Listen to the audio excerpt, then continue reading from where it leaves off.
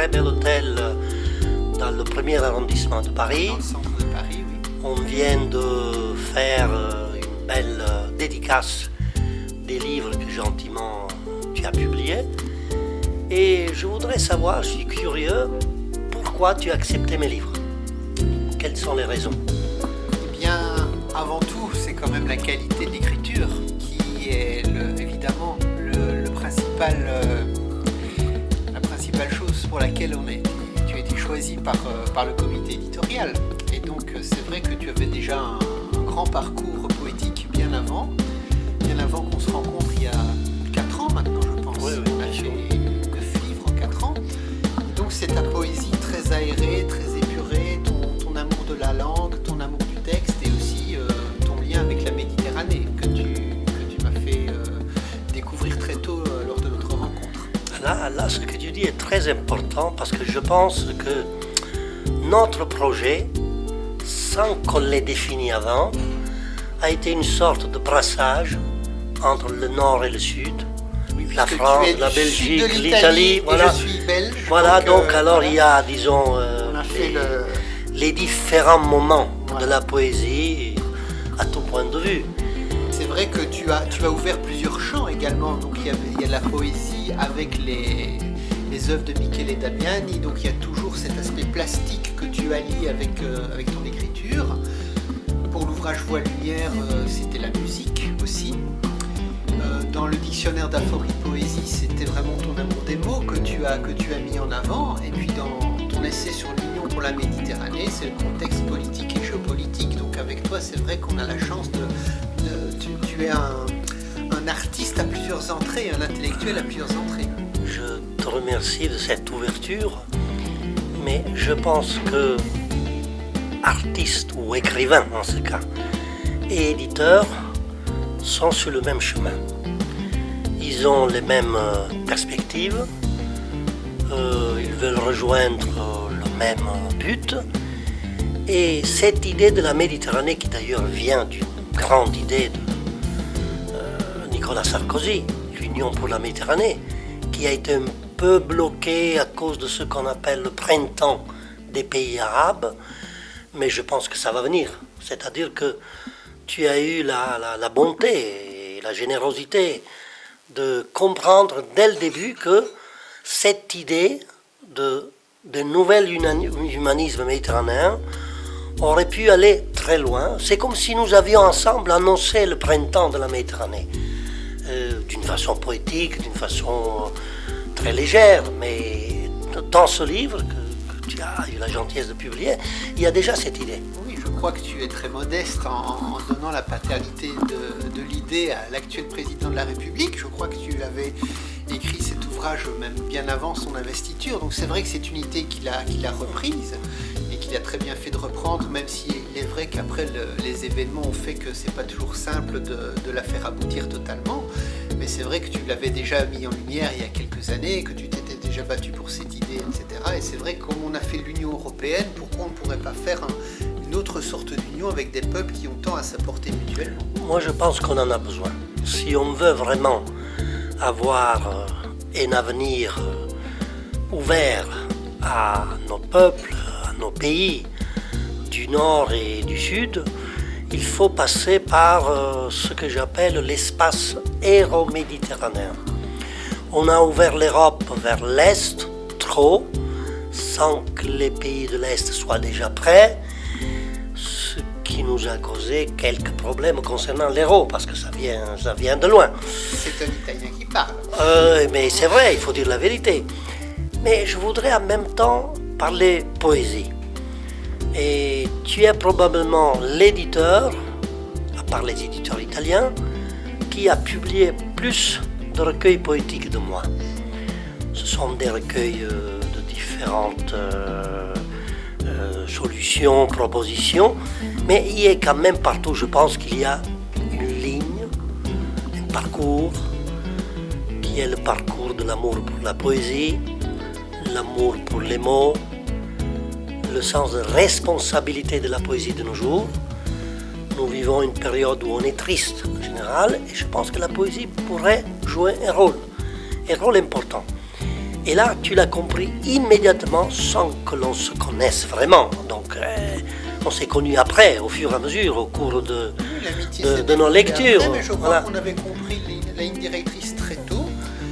Et en plus, moi qui suis un Belge francophone amoureux de la langue de Voltaire, c'est vrai que voir quelqu'un d'étranger manier aussi bien la langue française, même comme toi tu la manies même beaucoup mieux que beaucoup d'autres Français, je trouve ça merveilleux.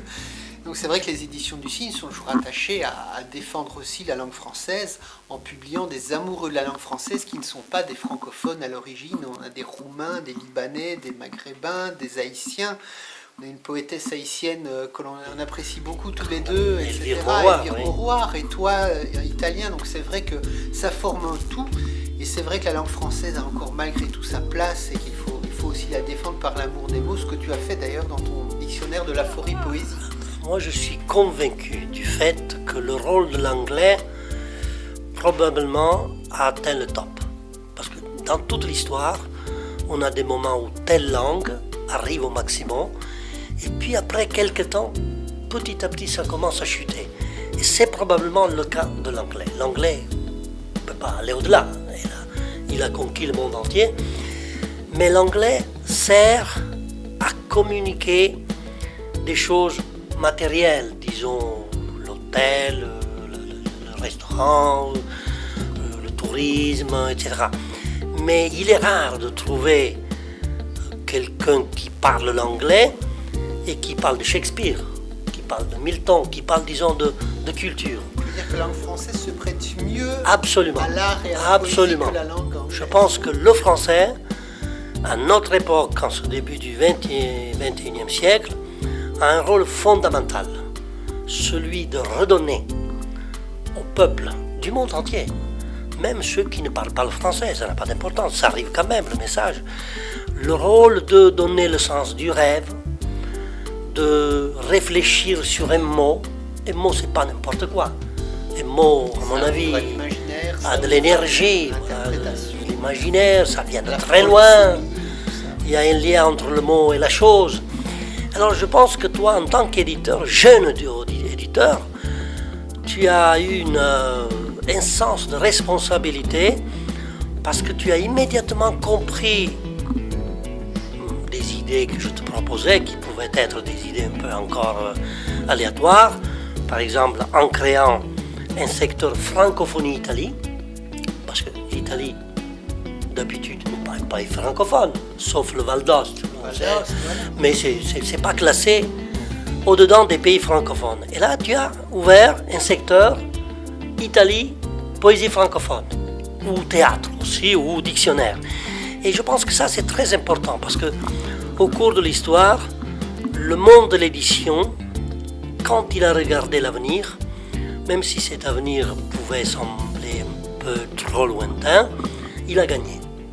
Et je le dis à un moment comme le nôtre où le livre a des difficultés. Le livre est en difficulté.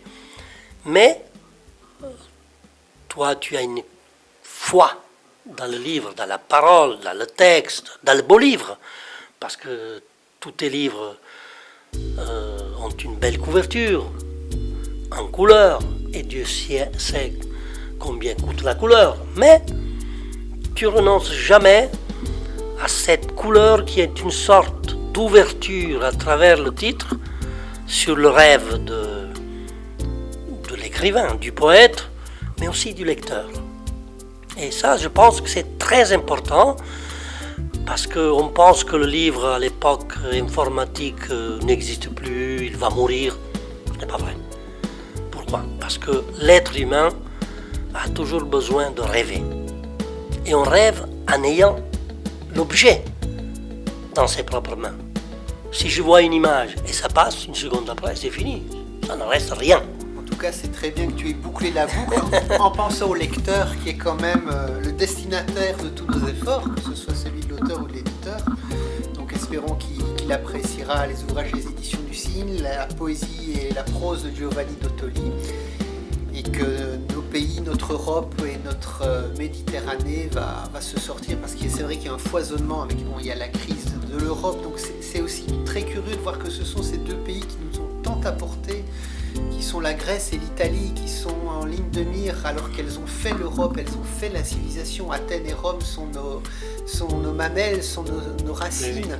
Et c'est curieux que ce soit ces deux pays-là dont on parle tant pour les raisons que l'on connaît. De l'autre côté de la Méditerranée, il y a ce foisonnement du monde arabe qui un coup nous fait peur, un coup nous fascine, un coup nous donne un espoir, un coup nous refait peur, etc. Donc c'est vrai qu'en ce moment, il y a besoin de poésie, il y a besoin d'art et on va continuer à œuvrer ensemble dans la bonne direction. On connaît la poésie arabe d'il y a 1000 ans, même 2000. C'est fascinant, c'est l'ouverture sur l'Orient, ce monde du désert, de la lumière.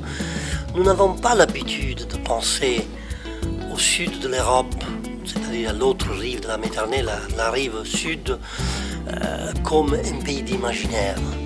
Nous ne pensons qu'à la peur qu'ils arrivent là, bon, en oubliant qu'on a toujours eu des voyages.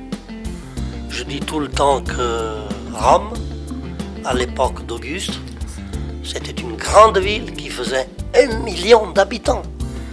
Tu t'imagines, 1 million d'habitants. Toutes les maisons étaient petites, basses, parce qu'on n'avait pas de gratte-ciel. Donc la ville occupait une superficie immense. Eh bien, tout le monde sait que à 80%, ce n'étaient pas des Romains. C'était des Africains, c'était des Orientaux, c'était des Grecs, des Italiens du Sud. Donc un mélange total, un brassage. Et c'est ça qui a fait l'histoire. Rome était le monde. Voilà, c'est ça qui a fait la France aussi. La France, c'est Rome, c'est le monde germanique, c'est le monde celtique, c'est le monde de la Méditerranée. Et tout ça, voilà, l'Espagne. Oui, donc il faut, disons, on pourrait conclure notre entretien en ayant beaucoup d'espoir de l'avenir, malgré les grands problèmes qui sont en face de nous. Parfait.